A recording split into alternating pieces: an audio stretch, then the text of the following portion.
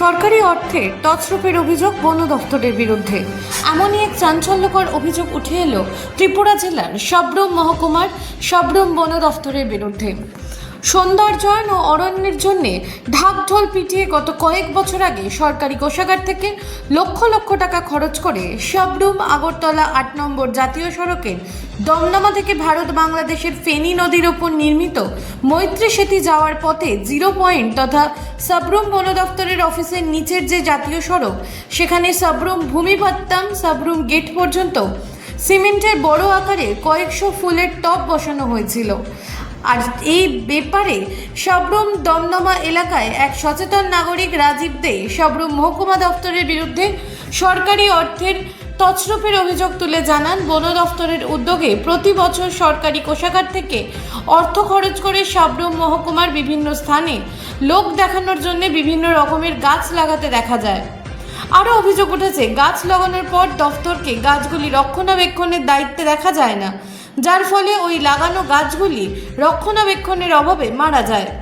এরকমই অভিযোগ তুলে তিনি আরও জানান, দমদমা থেকে ভারত বাংলাদেশ ফেনী নদীর ওপর মৈত্রী সেতু যাওয়ার 0 পয়েন্ট তথা সাব্রুমের বন দফতরের অফিসের নিচের 8 নম্বর জাতীয় সড়ক থেকে যে গেট পর্যন্ত কয়েক বছর আগে কয়েক লক্ষ টাকা খরচ করে আনুমানিক 900 থেকে 1000 টাকার মূল্যের কয়েকশো ফুলের টব লাগিয়ে দফতর নিজেদের দায়িত্বে নিয়ে বিলীন হয়ে যায়। সরকারের এহেন উদাসীনতার কারণে সরকারি অর্থের ব্যবহার সঠিক করা যাচ্ছে না। উনি সরকার বাহাদুরের কাছে অনুরোধ জানান, সরকার যাতে এই সমস্ত ব্যাপার নিয়ে কঠোর পদক্ষেপ গ্রহণ করেন।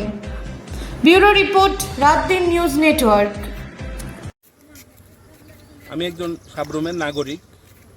সাব্রুম দমদমা থেকে সাব্রুম মৈত্রী সেতু যাওয়ার যে রোডটি, ল্যান্ডপোর্ট আইসিপি যেটা আমরা বলি, সাব্রুম বন দপ্তর লক্ষ লক্ষ টাকা খরচ করে কিছু ফুলের টব বানিয়েছে।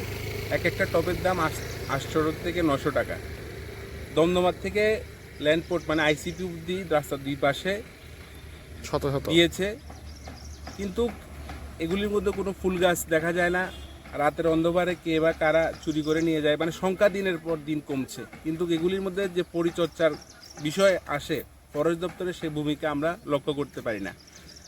এবং কি যে ফরেস্ট দপ্তর সম্পূর্ণ প্ল্যানিং ছাড়া বছরের পর বছর যে গাছগুলো লাগায়, এগুলি বড় হতে আমরা যেমনটা লক্ষ্য করার কথা, যেমনটা থাকার কথা, সেটা আমরা লক্ষ্য করতে পারি না, সেটা আমরা দেখতে পাই না। এর জন্য আমি ব্যক্তিগতভাবে বলছি যে ফরেস্ট দপ্তর প্রতি বছর যে গাছগুলো লাগায়, পরিচর্যা করার জন্য একটা দায়িত্ব কোনো না কোনো সংস্থা, কোনো না কোনো এনজিওকে দেওয়া হোক, এটাই আশা রাখছি।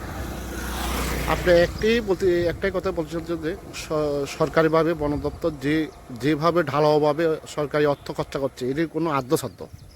হ্যাঁ, অবশ্যই, মানে প্ল্যানিং ছাড়াই সরকারি অর্থ যে খরচ করছে, বছরের পর বছর যে গাছ লাগানো হচ্ছে, এগুলি তো গাছগুলো উঠছে না, বা দেখা যাচ্ছে 2-3 মাস পরে গাছগুলো মানে বড় হতেই দেখা যায় না। এগুলি মানে ভালো করে ঘেরা বেড়া নেই, পরিচর্যা নেই, তো এটা তো মানে সরকারি অর্থ অপচয়। আপনি এই ব্যাপারে সরকার বাহাদুরের কাছে কি দাবি রাখবেন? আমি দাবি রাখবো ত্রিপুরা রাজ্যের বিভিন্ন প্রান্তে এবং দক্ষিণ জেলার বিশেষ করে সাব্রুমের ফরেস্ট দপ্তর যে প্রতি বছর গাছ লাগায়, একটি প্ল্যানিং করে গাছ লাগানো, যে আমি এত গাছ লাগাবো বছরে, এগুলো যাতে যত্ন করে বড় করে তুলতে পারি, কোনো না কোনো ব্যক্তিকে দায়িত্ব দেব এবং পরিচর্যা করে গাছগুলোকে বড় করব। তা আমি প্রতি বছর গাছ লাগালাম, কিন্তু গাছগুলো বড় হলো না, তো আবার সরকারি অর্থ অপচয় হলো, এটার কি মানে আছে? আমি এটাই সাধারণ মানুষ হিসেবে বুঝতে পারছি।